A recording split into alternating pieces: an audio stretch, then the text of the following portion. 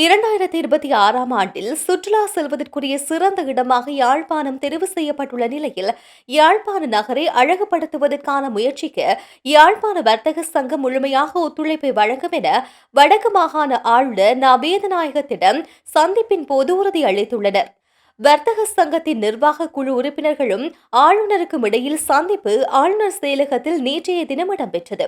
இந்த சந்திப்பில் வர்த்தக சங்கத்தால் பல்வேறு விடயங்கள் முன்வைக்கப்பட்டு அவை தொடர்பில் கலந்துரையாடப்பட்டன.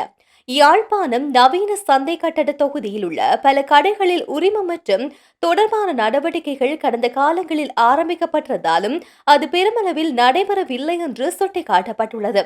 இது தொடர்பில் கவனம் எடுத்து விசேட ஆளுநரை நியமித்து விரைவாக நிறைவு செய்வதற்குரிய ஒழுங்குமுறைகளை முன்னெடுக்குமாறு யாழ் மாநகர சபையின் மேயர் மற்றும் ஆணையாளரை ஆளுநர் கோரியுள்ளார். உரிம மாற்றத்தை செய்வதன் ஊடாக மாநகர சபைக்கான வருமானம் பல கோடி ரூபாய்கள் வரையில் கிடைக்கப்பெறும் என்பதையும் வர்த்தக சங்க பிரதிநிதிகள் சுட்டிக்காட்டியுள்ளனர். நவீன சந்தை கட்டட தொகுதியில் உள்ள வாகன தயாரிப்பு தொடர்பிலும் வர்த்தக சங்க பிரதிநிதிகளால் கோரிக்கை முன்வைக்கப்பட்டுள்ளது. அவர்களால் அடையாளப்படுத்தப்படும் இடத்தின் பொருத்தப்பாட்டை நேரில் சென்று ஆராய்ந்து நிறைவேற்றி கொடுக்குமாறு ஆளுநர் கேட்டுக் கொண்டார்.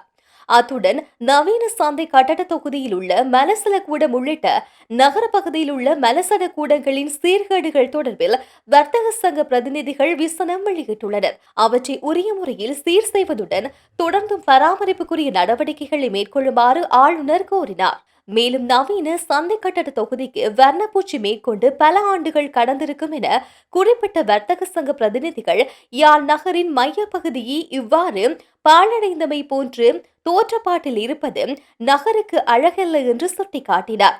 அவற்றை வர்ணப்பூச்சி பூசி அழகுபடுத்துவதுடன் மரங்களை வைத்து அழகுபடுத்துவதற்குரிய ஒழுங்கமைப்புகளை மாநகர சபை மேற்கொள்ளுமாறு தேவையான ஒத்துழைப்புகளை வழங்கப்படும் எனவும் ஆளுநர் தெரிவித்தார். யாழ் நகர சபையின் முக்கிய இடங்களில் சிலைகளை வைப்பதற்கான அவசியத்தையும், இலங்கையில் ஏனைய நகரங்களில் அவ்வாறு சிலைகள் வைக்கப்பட்டு அவை உயிர்ப்புடன் எவ்வாறு உள்ளது என்பது தொடர்பிலும் வர்த்தக சங்க பிரதிநிதிகள் குறிப்பிட்டிருந்தனர்.